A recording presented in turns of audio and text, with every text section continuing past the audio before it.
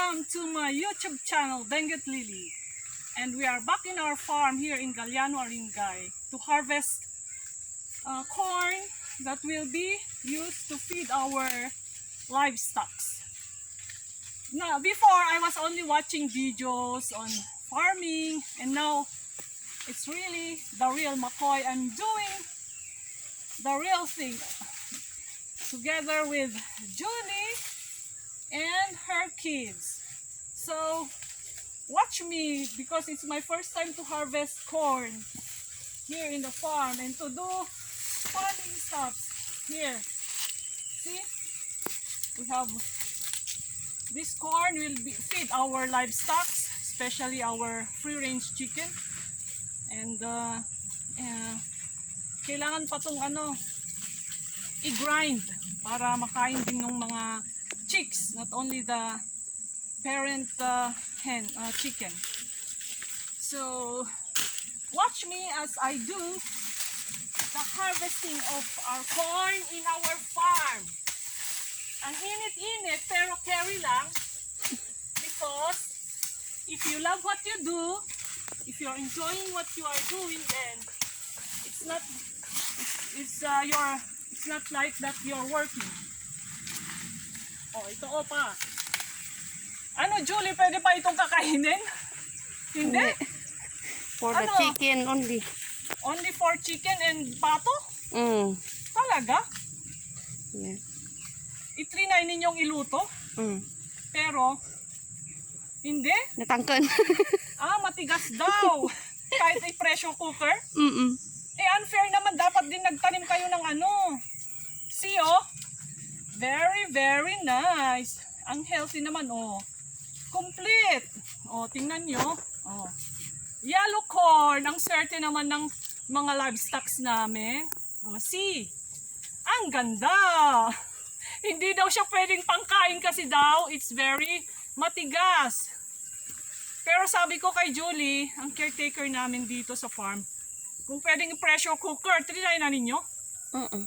Pero hindi talaga. So kailangan natin bibilitin yan, pangkain natin. Diba?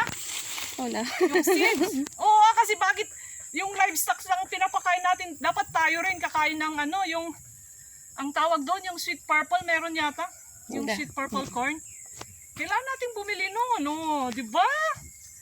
Ang ganda. Full na full, very healthy siya, oh. Pero pangkain lang daw ng livestock. Baboy. Oo, ano ba yan? Gustong gusto ko pa naman ng mais. Akala ko pwede nating i-pressure cooker. Trinay ninyo talaga? Uy. Oh, grabe yung pawis ko. Oh, tingnan nyo, ang ganda, oh. Ang ganda ng Kaya kailangan nating i-harvest kasi. Tapos kailangan bang ito, pinapakain din sa yung corn, Ganun. Oo, yung Baka. itong daw ng corn, yung leaves niya, it can be eaten by the carabao and the cows. Yung baboy pwede? Hindi daw pwede for the pigs. Jay, bagas na. Yung lang daw, yung mais for the pigs din. Pero the leaves, yung stalk niya, for the carabaos, for the carabao and cow. Pwede rin sa kambing? Ansa? Hindi rin, hindi daw. Nuwang yan. Baka. So, i-reserve natin yan. Kaya walang patapon. Lahat kakainin ng mga animals. We are actually in our farm, we planted a lot of corn for our livestock kasi makakaminos ka talaga, makakatipid ka sa pinapakain sa kanila, sa food nila, kasi if you buy this sa farm supply, magkano 1 kilo, Julie? 25. 25 daw ang 1 kilo yung mga mais. Yun ang major na pinapakain namin na food ng ng mga livestock namin. Kaya yan, mag-plant na lang and then i-harvest para makakaminus ka, makakatipid ka sa sa cost mo. Okay, galot din baka is na. Sa foods ng mga livestock. At healthy pa. Dinuang ka ilan tayo doy. Sinmangat sila. Healthy. Then, tatagburos yun. Igatin na din. Bukas na yung mais. Ngayon, i-harvest kasi dry na siya. Actually, you can yung food ng yung mais, yung corn na plant namin dito, magtatagal yan ng ilang months. Diba, Julie? Ilang months nila kakainin ito? Yung mga, ano? Mais. Ha? 6 months, ganon? Uwain manang. No, kwan. Months. No, bumayag. Maabot na 1 year na datoy. Oh. No, Kung madadry daw na maigi, it will be dried. Ang daming ano? Ang daming damo. Kaya talaga patience. In farming, patience is a virtue. Lahat naman ng work eh. Patience is a virtue, kailangan. Lahat ng work, kailangan ng pasensya. Maghabang pasensya. Lalo ng pagiging farming kasi tingnan mo yung init. Grabe.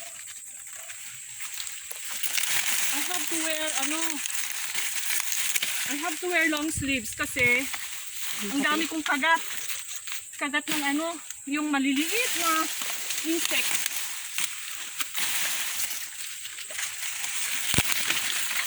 Kaya kahit mainit, naiinitan actually ako. Pero, peace lang.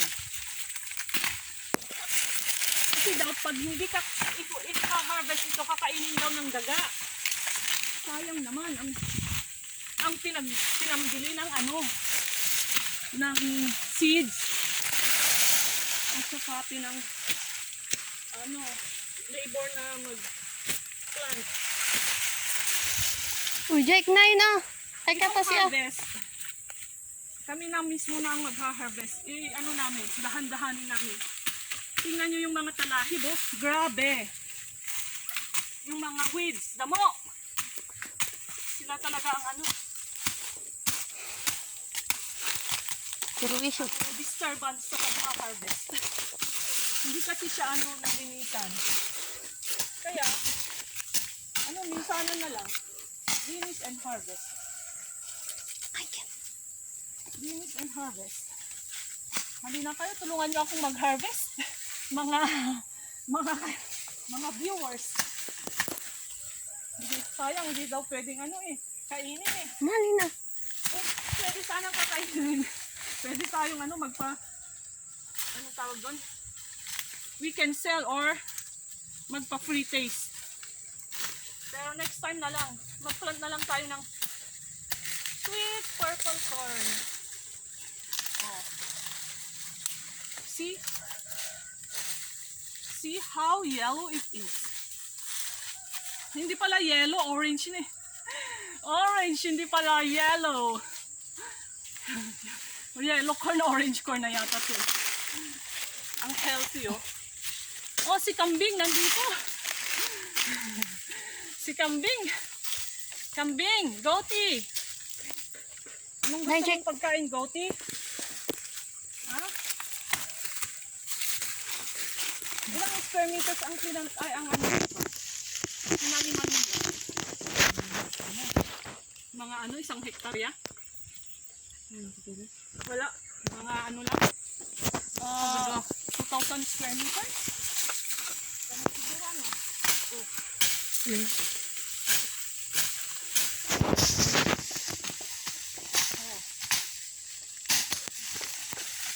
This is fun. Fun under the sun. Although, sobrang mainit siya. Kaya, Amerikano kay kayat ba? oo, ako rin. Gusto ko ito. Bakit? Kasi nagpapapawis ako. O, masarap magpawis dito. Oh. Come and join me. It's fun to harvest mais. Ganun lang siya. Kadaling mag-harvest. Pero, mahirap din magtanim ha kasi nakayuko ka. Ito, kailangan mo lang itak. Itak. Diba? How enjoyable farm life is. Hello to my friends in Israel. I hope you're watching me. Winter na dun eh. At sa mga fellow OFWs ko dyan all over the world. mag-subscribe po kayo sa aking YouTube channel, Benguet Lily. Woo! Dami oh. Dami.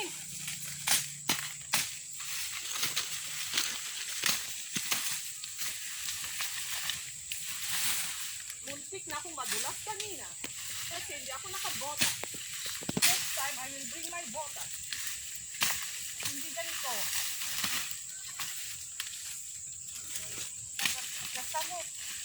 Napan pa naggumatang tibutas na. Sino? Ay, Amerikano. O, ganito man. Ada tibutas si Jebalay ah.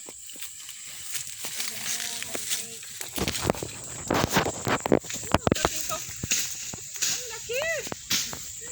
Ang laking corn. Grabe. Yummy, pero hindi naman ito nakakain. Pagkain ng livestock. Sa sando, no?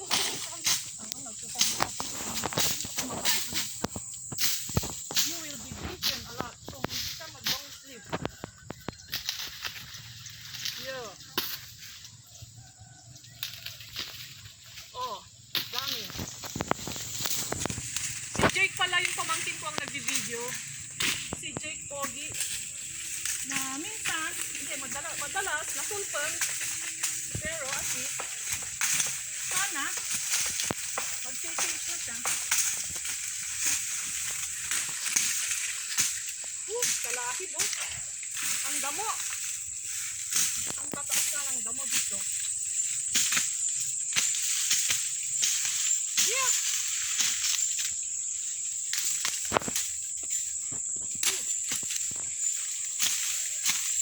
The damo is real.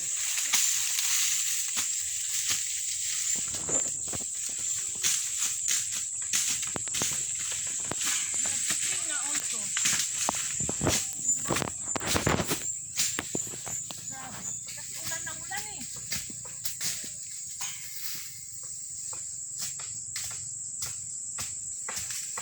Ulan kasi. Ulan ng ulan. Kaya yun. Ang healthy ng mga damo.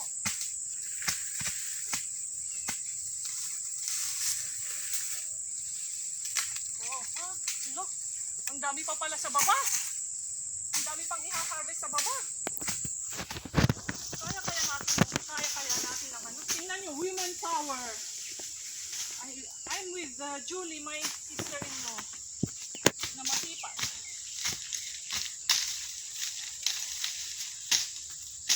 Oh! Wow.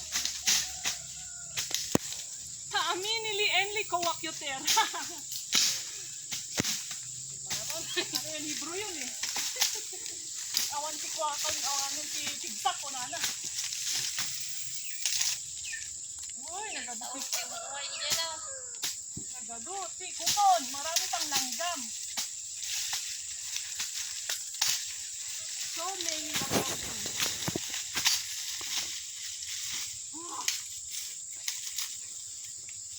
Ang daming langgam.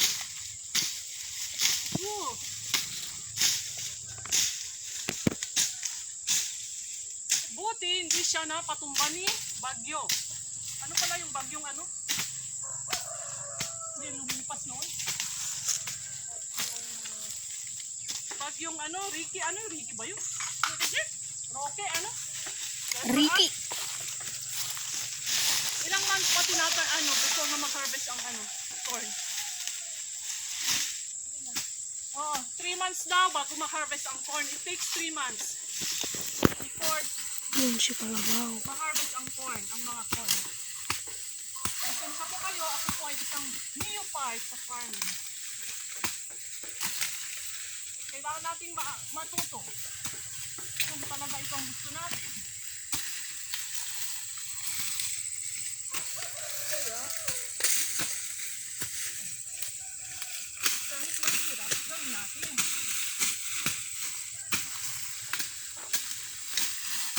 Para matuto tayo sa farming.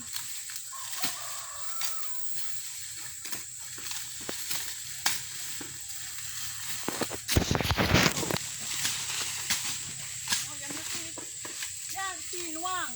Introducing to you. What's your name, Luang? Basil. Kasi po, binili siya ng mama ko. Ang pangalan niya si Basil.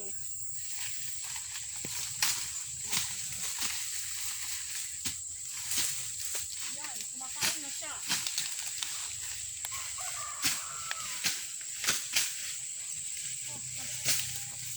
Ay, ang dami pa natin naha-harvest ah.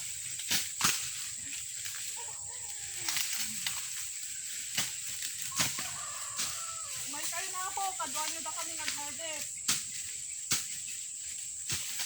Pero hanap nipit eh, kasi hindi naman nakakain ito kasi.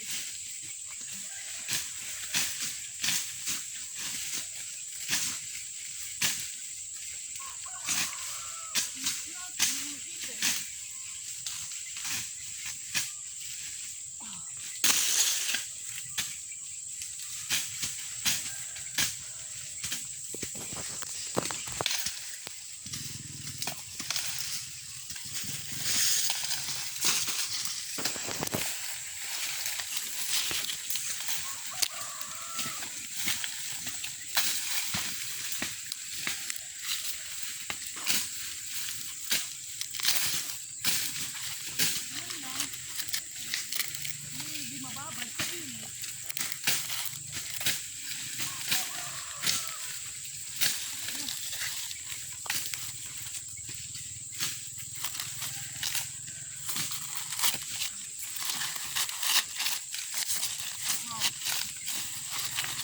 My pawis is real. Sarap magpapawis.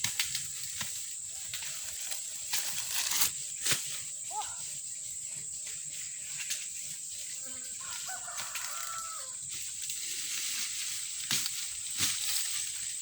Oh, ganda.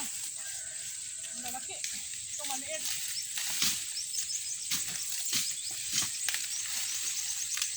Whoopla.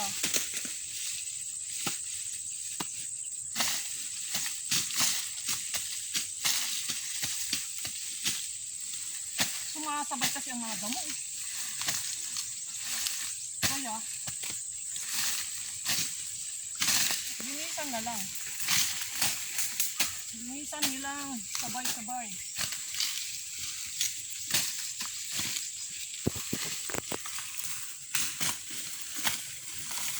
Upla.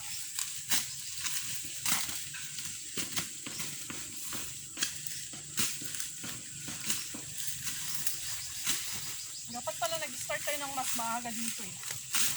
Para hindi siya ganong mainit.